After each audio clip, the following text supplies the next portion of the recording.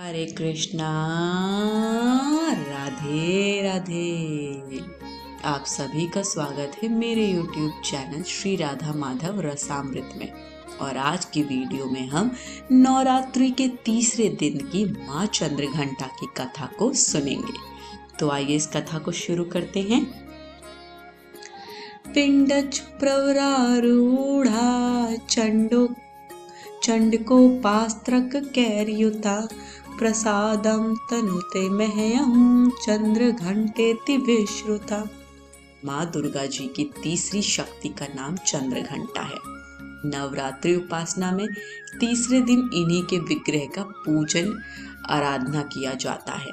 इनका यह स्वरूप परम शांतिदायक और कल्याणकारी है। इनके मस्तक में घंटे के आकार का अर्ध चंद्र है। इसी कारण से इन्हें चंद्रघंटा देवी कहा जाता है। इनके शरीर का रंग स्वर्ण के समान चमकीला है। इनके 10 हाथ हैं। इनके 10 हाथों में खड़ग आदि शस्त्र तथा बाण आदि अस्त्र विभूषित हैं। इनका वाहन सिंह है। इनकी मुद्रा युद्ध के लिए उद्यत रहने की होती है।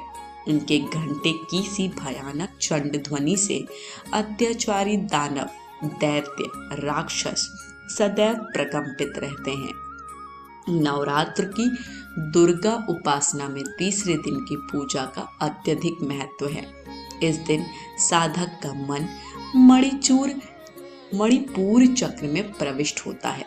माँ चंद्रघंटा की कृपा से उसे अलौकिक वस्तुओं के दर्शन होते हैं, दिव्य सुगंधियों का अनुभव होता है तथा विविध प्रकार की दिव्य ध्वनियां सुनाई देती हैं।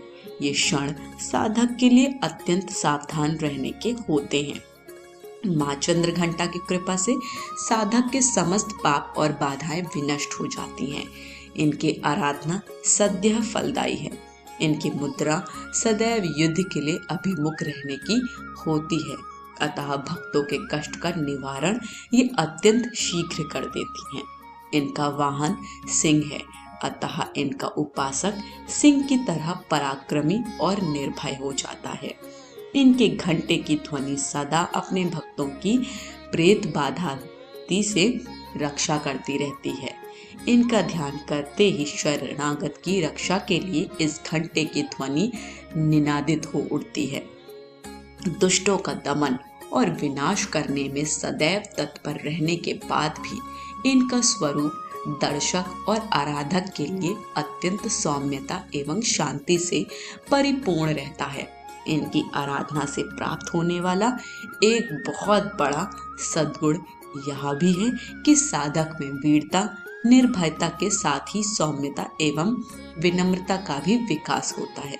उसके मुख, नेत्र तथा संपूर्ण काया में कांति गुण की वृद्धि होती है। स्वर में दिव्य अलौकिक माधुर्य का समावेश हो जाता है। माँ चंद्रघंटा के भक्त और उपासक जहाँ भी जाते हैं, लोग उन्हें देखकर शांति और सुख का अनुभव करते हैं। ऐसे साधक के शरीर से दिव्य प्रकाश युक्त परमाणुओं का अदृश्य विकिरण होता रहता है। यह दिव्य क्रिया साधारण चक्षुओं से दिखलाई नहीं देती, किंतु साधक और उसके संपर्क में आने वाले लोग इस बात का अनुभव भली भांति करते रहते हैं।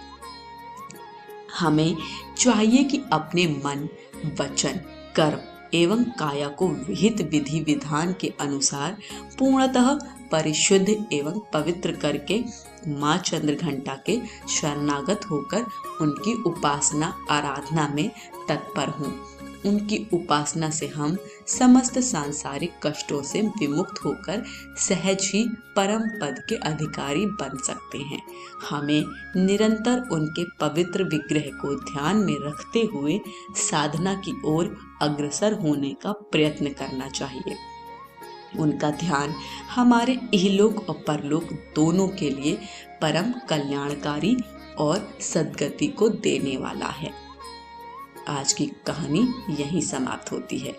कथा पसंद आई हो तो कमेंट बॉक्स में हमें अपना फीडबैक जरूर दीजिएगा। वीडियो को लाइक, शेयर करें और चैनल को सब्सक्राइब करें। सभी को हरे कृष्ण, राधे राधे।